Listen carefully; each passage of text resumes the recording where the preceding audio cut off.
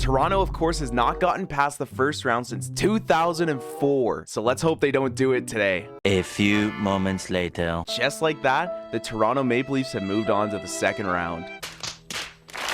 After the first round exit of last year's playoffs, the Wolves are looking to be better than before. And with new acquisitions of Andrew Copp and starting goalie Jack Campbell, the Wolves are looking to make a deeper playoff run in year number 2. This is year number 2 of the Windsor Wolves. The Wolves are back in year number 2 with Andrew Copp on that third line and rookie Matthew Savoie on the fourth line as well. And don't forget about our new starting goalie Jack Campbell. But before we hop into the simulation, the question of the video is, have you made a team in NHL 23 yet? If so, leave the team name down below in the comments.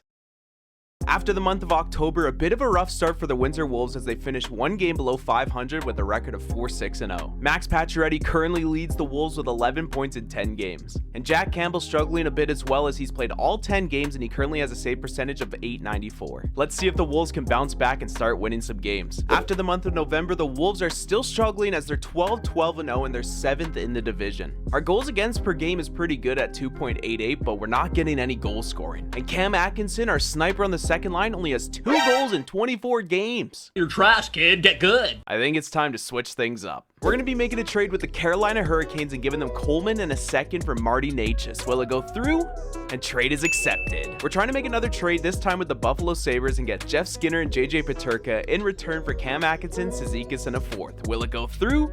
And trade is accepted. We have quite the line shakeup now as the top line is Pacioretty, Savoie, and Konechny for a +3. Second line is Marty Necas, Pierre-Luc Dubois, and Jeff Skinner. Third line is Matthew Joseph, Andrew Copp, and Marcus Foligno. And fourth line is Texier, Kotkaniemi, and Kravtsov. Hopefully with these new lines, the Wolves can start moving their way up the division standings. Another line switch up as we move Matthew Savoie down to the third line and Kotkaniemi back up to the first line. Savoie's now playing on a line with Copp and Texier, and the fourth line now has Foligno and Joseph. Now you may be wondering, Zoo, why are you changing the lines again? Because the Windsor Wolves are now 2 games below 500. How though? Like, this team is so solid. The second line is producing as Jeff Skinner's only 1 point below point per game, and he's currently tied with Max Pacioretty for most points on the team with 30. Jack Campbell's been playing all right. It's all right. Does have 6 more losses than wins, but he does have 3 shutouts and a .909 save percentage. Delars, on the other hand, 5-1-0 with a .939. Now this team really needs to pick it up and start winning some games because we're already into the month of January. So let's simulate it and see how the Wolves do. After the month of January, the Wolves are still 2 games below 500.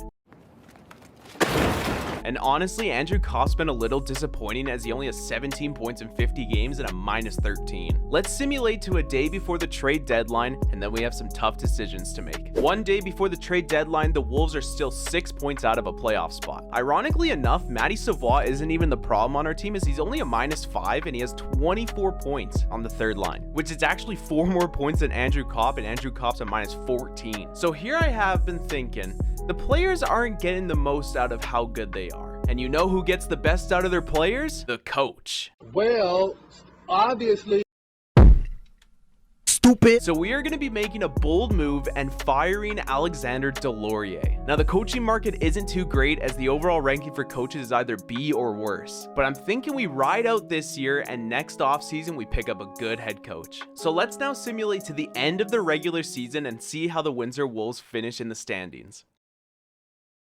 Well, if the Wolves wanted to make a playoff push, they were going to have to go on a miracle run to end the season. And they did not do that as they were 15 points out of a wild card spot. The Wolves finished with a record of 37-42-3, which was good for 77 points. Max Pacioretty led the Wolves in goals and points with 37 goals and 71 points. Jack Campbell finished the season 6 games below 500, but with a .914 save percentage and 7 shutouts. But there is one silver lining in all of this. We still have our first round draft pick this year, so let's see where we finish in the draft lottery. Well, I have some bad news, folks. We dropped from 6th to 8th in the draft lottery. The game was rigged from the start. Now, still not a bad pick at 8th overall, but we definitely wish it was higher. And the Montreal Canadiens won the Stanley Cup?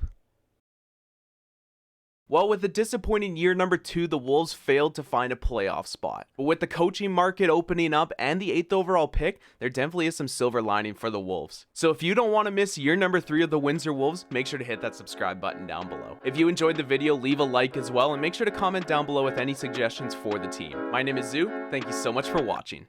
Take care.